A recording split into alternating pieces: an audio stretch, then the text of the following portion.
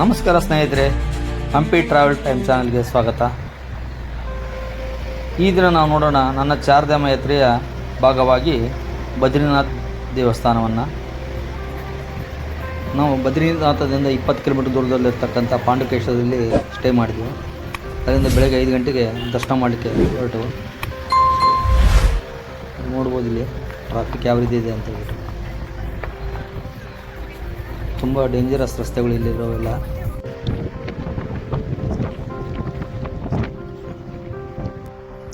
ಹಿಂದೂ ಧರ್ಮದ ಅತಿ ಪವಿತ್ರ ಕ್ಷೇತ್ರಗಳಲ್ಲಿ ಬದ್ರಿನಾಥ್ ಕೂಡ ಒಂದು. ಹಿಮಾಲಯದ ಮಡಿಲಲ್ಲಿ ತಲೆ ಎತ್ತಿ ನಿಂತಿರುವ ಬದ್ರಿನಾಥ್ ಕ್ಷೇತ್ರ ಬಗ್ಗೆ ನಾವೀಗ ತಿಳಿದುಕೊಳ್ಳೋಣ. ಬದ್ರಿನಾಥ್ ಕ್ಷೇತ್ರವು ಚಾರ್ಧಾಮಗಳಲ್ಲಿ ಪ್ರಮುಖವಾದದ್ದು. ಇದು ವಿಷ್ಣು ಭಕ್ತರ ಕನಸಿನ ಯಾತ್ರಾ ಸ್ಥಳ ಕೂಡ ಹೌದು. ಬದ್ರಿನಾಥ ಕ್ಷೇತ್ರವು ಉತ್ತರಾಖಂಡ್ ರಾಜ್ಯದ ಚಮೋಲಿ ಜಿಲ್ಲೆಯ ಸುಂದರ ಹಿಮಾಲಯದ ಪರ್ವತದಲ್ಲಿ ಇದೆ. ನರ ಮತ್ತು ನಾರಾಯಣ ಪರ್ವತದ ನಡುವೆ ಈ ಕ್ಷೇತ್ರ ಸ್ಥಿತವಾಗಿದೆ. ಸಮುದ್ರ ಮಟ್ಟದಿಂದ ಸುಮಾರು 3415 ಮೀಟರ್ ಎತ್ತರದಲ್ಲಿ ಈ ಕ್ಷೇತ್ರ ಇದೆ. ಬದ್ರಿನಾಥ ಕ್ಷೇತ್ರದಿಂದ ರಿಷಿಕೇಶ್ 301 ಕಿಲೋಮೀಟರ್ ಹಾಗೂ ಕೇದಾರ್ನಾಥ್ 233 ಕಿಲೋಮೀಟರ್ ದೂರದಲ್ಲಿವೆ. ಅಲ್ಕಾನಂದ ನದಿಯ ತಟದಲ್ಲಿ ಬದ್ರಿನಾಥ್ ಕ್ಷೇತ್ರವಿದೆ. ತುಂಬ ಕಷ್ಟಕರವಾದ ರಸ್ತೆಗಳು. ನಾವೀಗ ಬದ್ರಿನಾಥ್ ಪಟ್ಟಣದ ಹತ್ರ ಬಂದಿದ್ದೇವೆ.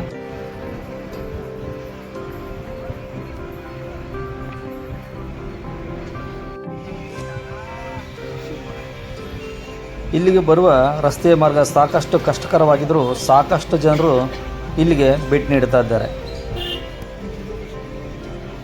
ಮಹಾವಿಷ್ಣು ಕುರಿತಾದ ಹಿಮಾಲಯದ 5 ಕ್ಷೇತ್ರಗಳಲ್ಲಿ ಪಂಚಬದ್ರಿ ಕೂಡ ಒಂದಾಗಿವೆ. ಇವುಗಳು ಬದ್ರಿನಾಥ್ ಕ್ಷೇತ್ರದ ಸಮೀಪ ಇದೆ. ಮೊದಲನಾಗಿ ಬದ್ರಿನಾಥ್ ಕ್ಷೇತ್ರ ಅಂದರೆ ಬದ್ರಿ ವಿಶಾಲ್, 2ನೇದು ಯೋಗ ಬದ್ರಿ, 3ನೇದು ಭವಿಷ್ಯ ಬದ್ರಿ, 4ನೇದು ವೃದ್ಧ ಬದ್ರಿ, 5ನೇದು ಆದಿ ಬದ್ರಿ. ಇವುಗಳನ್ನು ಪಂಚಬದ್ರಿ ಎಂದು ಕರೆಯಲಾಗ್ತದೆ. ನೋಡಿ ರಸ್ತೆ ಹೇಗಿದೆ ಅಂತ ಹೇಳ್ಬಿಟ್ಟು. ಆವಾಗವಾಗ ಲ್ಯಾಂಡ್ ಸ್ಲೈಡಿಂಗ್ ಆಗ್ತಾನೆ ಇರುತ್ತೆ. ಇಲ್ಲೆಲ್ಲ ತುಂಬ ಕಠಿಣವಾದ ರಸ್ತೆಗಳು.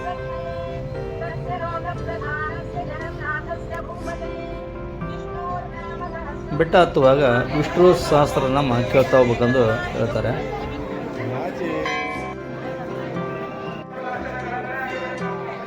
ನಾವೀಗ ಬದ್ರಿನಾಥ್ ಕ್ಷೇತ್ರಕ್ಕೆ ಬಂದಿದ್ದೇವೆ. ನೀವು ನೋಡ್ಬೋದು ಸುಂದರವಾದ ಹಿಮಾಲಯದ ಪರ್ವತಗಳನ್ನು. ಎದುರಿಗೆ ಕಾಣ್ತಾ ಇದೆಯಲ್ಲ, ಇದುವೇ ಬದ್ರಿನಾಥ್ ದೇವಸ್ಥಾನ. ಬಲಗಡೆಯಿಂದ ನಾವು ಹೋಗ್ಬೇಕು. ರಿಜಿಸ್ಟ್ರೇಷನ್ ಮಾಡಿಸ್ಕೊಂಡು ನಾವೀಗ ಹೊರಡಬೇಕು. ಈ ಬ್ರಿಡ್ಜ್ ಮೇಲಿಂದ ಬಂದರೆ ನೀವು ನೋಡ್ಬೋದು ಅಲ್ಕಾನಂದ ನದಿ ಯಾವ ರೀತಿ ಕಾಣ್ತಾ ಇದೆ ಅಂತ ಹೇಳ್ಬಿಟ್ಟು. ಎಷ್ಟು ಬೋರ್ಗರಿತದಿಂದ ಅಲ್ಕಾನಂದಿ ಹೋಗ್ತಾ ಇದ್ದಾಳೆ. ಈ ಬ್ರಿಡ್ಜ್ ಮೇಲಿಂದ ಹೋಗಿ ಬಲಗಡೆ ನಾವು ಕ್ಯೂವಲ್ಲಿ ನಿಲ್ಲಬೇಕು. ನೋಡಿ ಎಷ್ಟು ಜನ ಇದ್ದಾರೆ ಅಂತ ಹೇಳ್ಬಿಟ್ಟು. ಸುಮಾರು ಒಂದು 2 ಕಿಲೋಮೀಟರ್ ದೂರ ಈ ಕ್ಯೂ ಇರುತ್ತೆ. ಸಾಕಷ್ಟು ಜನರು ಸರತಿ ಸಾಲಲ್ಲಿ ಕ್ಯೂನಲ್ಲಿ ನಿಂತ್ಕೊಂಡಿದ್ದಾರೆ. ನೋಡಿ ಎಷ್ಟು ಉದ್ದವಾಗಿದ್ದಲ್ಲ ಏನು ಅಂತ ಹೇಳ್ಬಿಟ್ಟು. ಬನ್ನಿ ಸ್ನೇಹಿತರೆ, ನಾವೀಗ ಬದ್ರಿನಾಥನ ಪೌರಾಣಿಕ ಹಿನ್ನೆಲೆ ಬಗ್ಗೆ ತಿಳಿದುಕೊಳ್ಳೋಣ. ವಿಷ್ಣು ಶಿವನಿಂದ ಬದ್ರಿನಾಥನನ್ನೇಕೆ ಕಿತ್ತುಕೊಂಡ? ಬದ್ರಿನಾಥ ಶಿವನದ್ದೇ ಅಥವಾ ವಿಷ್ಣುವದ್ದೇ? ಬನ್ನಿ ಇದರ ಬಗ್ಗೆ ತಿಳಿದುಕೊಳ್ಳೋಣ. ಪೌರಾಣಿಕ ಕಥೆಯ ಪ್ರಕಾರ ಒಂದು ಕಾಲದಲ್ಲಿ ಬದ್ರಿನಾಥ್ ಧಾಮವು ಭಗವಾನ್ ಶಿವನ ಮತ್ತು ಮಾತಾ ಪಾರ್ವತಿಯ ವಿಶ್ರಾಂತಿ ಸ್ಥಳವಾಗಿತ್ತು. ಶಿವನು ತನ್ನ ಕುಟುಂಬದೊಂದಿಗೆ ಇಲ್ಲಿ ವಾಸಿಸುತ್ತಿದ್ದರು. ಆದರೆ ಭಗವಾನ್ ವಿಷ್ಣುವಿಗೆ ಈ ಸ್ಥಳ ತುಂಬ ಇಷ್ಟವಾಯಿತು. ಅದನ್ನು ತನ್ನದಾಗಿಸಿಕೊಳ್ಳಲು ಅವರು ಒಂದು ಉಪಾಯವನ್ನು ಮಾಡಿದರು. ಸತ್ಯಯುಗದಲ್ಲಿ ಭಗವಾನ್ ವಿಷ್ಣು ಬದ್ರಿನಾಥಕ್ಕೆ ಬಂದಾಗ ಅಲ್ಲಿ ಒಂದು ಬೇರಿಯ ಕಾಡು ಇತ್ತು. ಆ ಕಾಡಿನಲ್ಲಿ ಶಿವ ಮತ್ತು ಪಾರ್ವತಿ ವಾಸಿಸುತ್ತಿದ್ದರು. ಒಂದು ದಿನ ಭಗವಾನ್ ವಿಷ್ಣು ಮಗು ರೂಪವನ್ನು ಧರಿಸಿ ಜೋರಾಗಿ ಅಳಲು ಆರಂಭಿಸಿದರು. ಆ ಶಬ್ದವನ್ನು ಕೇಳಿದ ಮಾತಾ ಪಾರ್ವತಿಗೆ ಅತಿಯಾದ ದಯೆ ಇತ್ತು. ಆಕೆ ಮನಸ್ಸಿನಲ್ಲಿ ಎಷ್ಟೋ ಪ್ರಶ್ನೆ ಹುಟ್ಟಿದವು. ಈ ಕಾಡಿನಲ್ಲಿ ಈ ಮಗು ಹೇಗೆ ಬಂದಿದೆ? ಇವರ ತಾಯಿ ಎಲ್ಲಿದ್ದಾರೆ? ಹೇಗಿರ್ಬೋದೆಂದು ಸಾಕಷ್ಟು ಪ್ರಶ್ನೆಗಳು ಮೂಡಿದವು. ಕರುಣೆಯಿಂದ ಪಾರ್ವತಿ ಆ ಮಗುವನ್ನು ಮನೆಗೆ ಕರೆದುಕೊಂಡು ಬರ್ತಾರೆ. ಆದರೆ ತಕ್ಷಣವೇ ಶಿವ ಇದನ್ನೆಲ್ಲ ಅರ್ಥ ಮಾಡಿಕೊಂಡರು. ಇದು ವಿಷ್ಣುವ ಲೀಲೆ ಎಂದು ಅವರಿಗೆ ಗೊತ್ತಾಗುತ್ತೆ. ಅವರು ಪಾರ್ವತಿಗೆ ಆ ಮಗುವನ್ನು ಮನೆಯಿಂದ ಹೊರಗೆ ಕಳಿಸಲು ಹೇಳ್ತಾರೆ. ಆದರೆ ಪಾರ್ವತಿ ಅವರ ಮಾತನ್ನು ಕೇಳಲಿಲ್ಲ. ಮಗುವನ್ನು ಮನೆ ಒಳಗೆ ಕರೆದುಕೊಂಡು ಬಂದು ಮುದ್ದು ಮಾಡಿ ತಾಯಿಯಂತೆ ಪ್ರೀತಿಯಿಂದ ನೋಡಿಕೊಳ್ಳುತ್ತಾರೆ. ಸ್ವಲ್ಪ ಸಮಯದ ನಂತರ ಮಗು ನಿದ್ರೆಗೆ ಜಾರಿತು. ನಂತರ ಪಾರ್ವತಿ ಹೊರಗೆ ಬರ್ತಾರೆ. ಅವರು ಶಿವನೊಂದಿಗೆ ಸ್ವಲ್ಪ ಸಮಯ ಕಳೆಯಲು ಹೊರಗಡೆ ಹೋಗುತ್ತಾರೆ. ಈ ಕ್ಷಣಕ್ಕೆ ಕಾದಿದ್ದಂಥ ವಿಷ್ಣು ಮನೆಯ ಬಾಗಿಲನ್ನು ಹಾಕಿಕೊಳ್ಳುತ್ತಾರೆ. ಶಿವ ಮತ್ತು ಪಾರ್ವತಿ ಮರಳಿ ಬಂದಾಗ ಬಾಗಿಲು ಒಳಗಿನಿಂದ ಲಾಕ್ ಆಗಿತ್ತು. ಅವರು ಬಾಗಿಲು ತೆರೆಯಲು ಹೇಳುತ್ತಾರೆ. ಒಳಗಿಂದ ವಿಷ್ಣು ಸ್ವರ ಕೇಳಿಬರುತ್ತೆ. ಇನ್ನು ಮುಂದೆ ನೀವು ಮರೆತು ಬಿಡಿ, ಈ ಸ್ಥಳ ನನಗೆ ಭಾಳ ಇಷ್ಟವಾಗಿದೆ, ನಾನು ಇಲ್ಲಿಯೇ ವಿಶ್ರಾಂತಿಯಾಗುತ್ತೇನೆ, ನೀವು ದಯವಿಟ್ಟು ಕೇದಾರನಾಥಕ್ಕೆ ಹೋಗಿರಿ ಎಂದು ವಿಷ್ಣು ಹೇಳುತ್ತಾನೆ. ಅಂದಿನಿಂದ ಇಂದಿನವರೆಗೆ ಭಗವಾನ್ ವಿಷ್ಣು ಬದ್ರಿನಾಥದಲ್ಲಿ ಭಕ್ತರಿಗೆ ದರ್ಶನ ನೀಡುತ್ತಿದ್ದರೆ, ಭಗವಾನ್ ಶಿವನು ಕೇದಾರನಾಥಲ್ಲಿ ಭಕ್ತರಿಗೆ ದರ್ಶನ ನೀಡುತ್ತಿದ್ದಾರೆ. ದೇವಸ್ಥಾನದ ಮುಂಭಾಗದಲ್ಲಿ ಉತ್ಸವ ನಡೀತಾ ಇದೆ. ಸಾಕಷ್ಟು ಜನರು ಉತ್ಸವದಲ್ಲಿ ಭಾಗವಹಿಸಿದ್ದಾರೆ.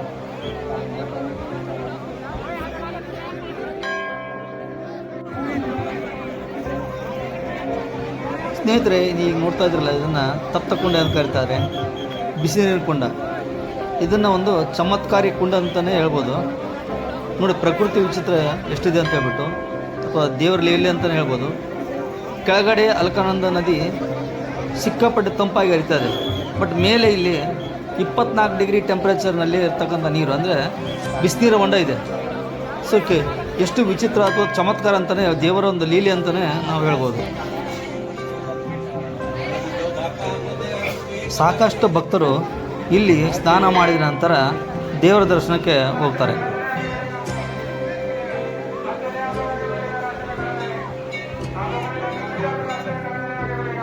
ಬನ್ನಿ ನಾವೀಗ ಸಂಕ್ಷಿಪ್ತವಾಗಿ ಬದ್ರಿನಾಥ ಎಂಬ ಹೆಸರು ಹೇಗೆ ಬಂದಿದ್ದೆಂದು ತಿಳಿದುಕೊಳ್ಳೋಣ. ಆಗಿನ ಕಾಲದಲ್ಲಿ ಭಗವಾನ್ ವಿಷ್ಣು ಭೂಮಿಗೆ ಬಂದು ಈ ಪ್ರದೇಶದಲ್ಲಿ ನರ ಮತ್ತು ನಾರಾಯಣರಾಗಿ ತಪಸ್ಸಿಗೆ ತೊಡಗುತ್ತಾರೆ. ಆಗ ಈ ಭಾಗದಲ್ಲಿ ಸಾಕಷ್ಟು ಬಿಸಿಲಿರುತ್ತದೆ. ವಿಷ್ಣು ತಪಸ್ಸಿಗೆ ಕುಳಿತಾಗ ದೇವಿ ಲಕ್ಷ್ಮಿ ಶ್ರೀಮನ್ನಾರಾಯಣನನ್ನು ಬಿಸಿಲಿನಿಂದ ತಪ್ಪಿಸಲು ಬದ್ರಿ ಮರದ ರೂಪ ಪಡೆದು ಅವನನ್ನು ತನ್ನ ಛಾಯೆಯಲ್ಲಿ, ಅಂದರೆ ತನ್ನ ನೆರಳಿನಿಂದ ರಕ್ಷಣೆ ಮಾಡುತ್ತಾಳೆ. ಆದ್ದರಿಂದ ಈ ಸ್ಥಳಕ್ಕೆ ಬದ್ರಿನಾಥ ಎಂದು ಹೆಸರು ಬಂದಿದೆ. ಇಲ್ಲಿನ ಮೂರ್ತಿ ಸಾಲಿಗ್ರಾಮದಿಂದ ನಿರ್ಮಿತ ಸುಮಾರು 3.3 ಅಡಿ ಎತ್ತರದ ವಿಷ್ಣು ಮೂರ್ತಿಯಾಗಿದೆ. 9ನೇ ಶತಮಾನದಲ್ಲಿ ಆದಿಶಂಕರಾಚಾರ್ಯರು ಬದ್ರಿನಾಥ್ ದೇವಾಲಯವನ್ನು ಮೊದಲಿಗೆ ಸ್ಥಾಪಿಸಿದರು. ದೇವಾಲಯದಲ್ಲಿ ನರ ಮತ್ತು ನಾರಾಯಣನ ಜೊತೆ ನರಸಿಂಹ, ಲಕ್ಷ್ಮಿ, ಉದ್ಭವ, ಗರುಡ, ಕುಬೇರ, ನಾರದ ಮತ್ತು ನವದುರ್ಗೆಯರ ಮೂರ್ತಿಗಳಿಗೂ ಪೂಜೆ ಸಲ್ಲಿಸುತ್ತಾರೆ. ದೇವಾಲಯದ ಬಳಿಯಲ್ಲಿರುವ ತಪ್ತ ಕುಂಡವೆಂಬ ಹೆಸರಿನ ಬಿಸಿ ನೀರಿನ ಕೊಳದಲ್ಲಿ ಸ್ನಾನ ಮಾಡಿದ ನಂತರವೇ ದೇವರ ದರ್ಶನಕ್ಕೆ ಭಕ್ತರು ತೆರಳುವುದು ವಾಡಿಕೆಯಾಗಿದೆ.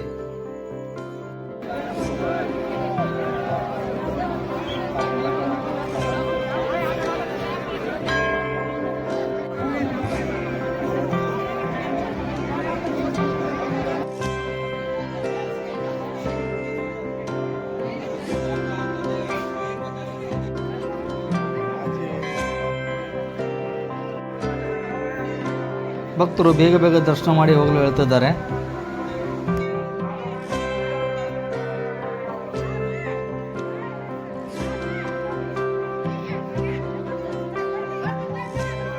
ಸಾಕಷ್ಟು ಭಕ್ತರು ತಮ್ಮ ತಂದೆ ತಾಯಿ ತಿಳಿದ ನಂತರ ಈ ಸ್ಥಳದಲ್ಲಿ ಬಂದು ಪಿಂಡ ಪ್ರದಾನ ಮಾಡುತ್ತಾರೆ.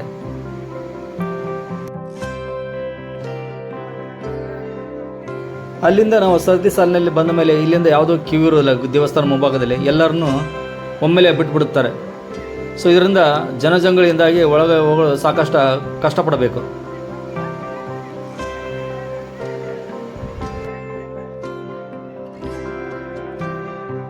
ಇಲ್ಲಿಯೂ ಕೂಡ ಸರತಿ ಸಾಲಿನ ಜನರನ್ನು ಕಳಿಸಿದರೆ ಯಾವುದೇ ತೊಂದರೆ ಇರೋದಿಲ್ಲ, ಆರಾಮಾಗಿ ದರ್ಶನ ಮಾಡ್ಬೋದು.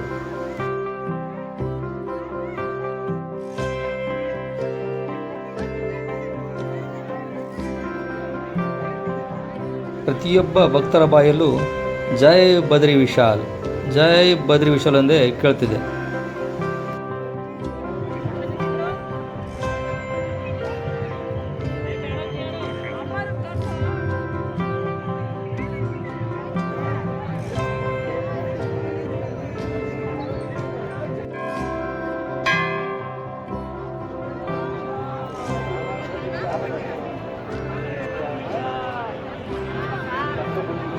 नाथ की जय।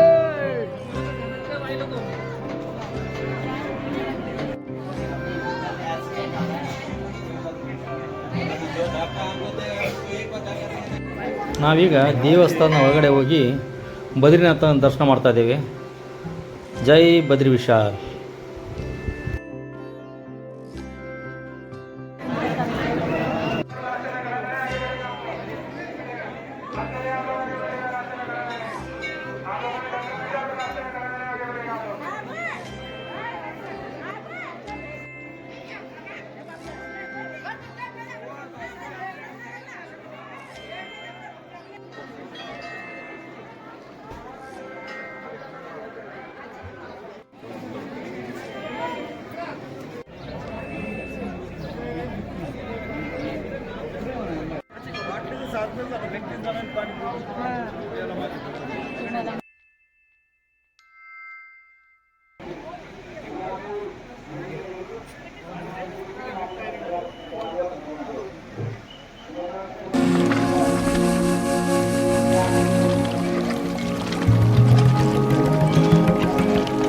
ಬದ್ರಿನಾಥ್ ದರ್ಶನ ಮಾಡಿದ ನಂತರ ಆಸಕ್ತರು ಬೇಕಾದರೆ ಚರಣಪಾದಕ ನೋಡಲಿಕ್ಕೆ ಹೋಗ್ಬೋದು. ಚರಣಪಾದಕ ದೇವಸ್ಥಾನದಿಂದ 3 ಕಿಲೋಮೀಟರ್ ದೂರದಲ್ಲಿದೆ. ಬದ್ರಿನಾಥ್ನಲ್ಲಿರುವ ಚರಣಪಾದಕ ನೋಡಲಿಕ್ಕೆ ನೀವು ಟ್ರೆಕ್ ಮಾಡ್ಕೊಂಡು ಹೋಗಬೇಕು. ಚರಣಪಾದಕ ವಿಷ್ಣು ದೇವರ ಪಾದದ ಗುರುತಾಗಿದೆ. ಭಗವಾನ್ ವಿಷ್ಣು ಇದೇ ಸ್ಥಳದಲ್ಲಿ ತನ್ನ ಪಾದವನ್ನು ಇಟ್ಟು ಭೂಲೋಕಕ್ಕೆ ಪ್ರವೇಶ ಮಾಡಿದನೆಂದು ಹೇಳುತ್ತಾರೆ. ಇಲ್ಲಿಂದ 8 ಕಿಲೋಮೀಟರ್ ದೂರದಲ್ಲಿ ನೀಲಕಂಠ ಪರ್ವತ ಇದೆ. ಇದು ಕೂಡ ಅದ್ಭುತ ಒಂದು ಸ್ಥಳ.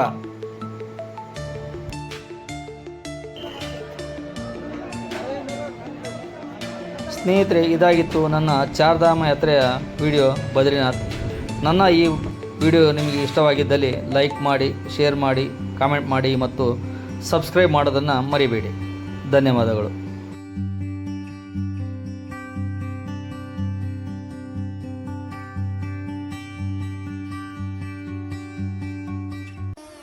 ನನ್ನ ಈ ವಿಡಿಯೋ ನೋಡಿದ್ದಕ್ಕೆ ಧನ್ಯವಾದಗಳು.